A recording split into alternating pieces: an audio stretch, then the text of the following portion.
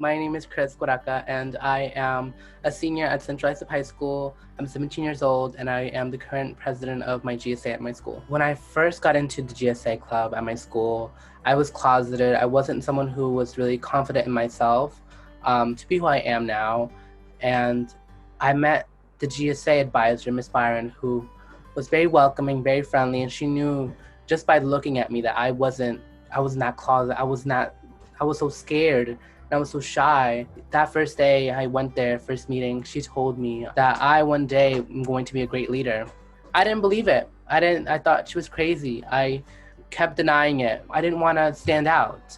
Every time I look back, any project I do, I look back to that moment and I think, wow, at one point I didn't believe in myself.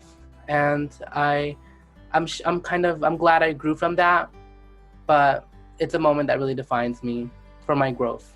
The biggest thing that I've struggled with my identity is definitely coming to terms with it and being myself and loving myself for who I am. Because growing up, I always saw it as a mistake. My parents, growing up from a Hispanic household, they always told me that I'm going to be straight, I'm going to get married to a woman, I'm going to do this, I'm going to do that. And all those stereotypes got me into this mindset that I have to be a certain way for my parents to like me and to fit into society. Growing up and kind of starting to be myself, I learned that that's not the right way and that I need to be who I am first. I think one of the biggest things that I've seen in my school is a lot of ignorance towards our community. A lot of people don't come from a background that is really familiar with us, and then they have misconceptions of us. And I noticed this immediately with people calling me slurs, people calling me names.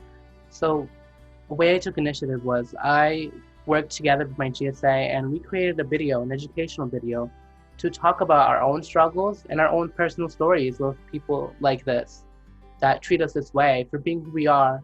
And we displayed it to a lot of our school, and people kind of started to change, started to see it our way, and started to kind of notice why they were in the wrong and how they can educate themselves to become a better person and be more accepting and tolerable to us. And one thing that our community struggles with the most is self-awareness, especially towards educating the younger generation. Education is key.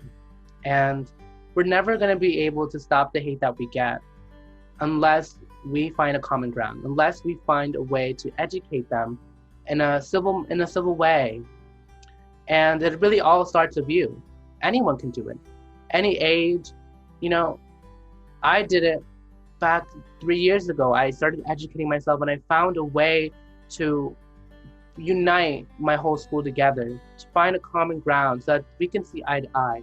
Maybe we don't like each other, maybe we don't support each other, but at least we found a way to tolerate each other throughout the years. And I think if you are from a community like that, my best advice is to always find a common ground and do it through education.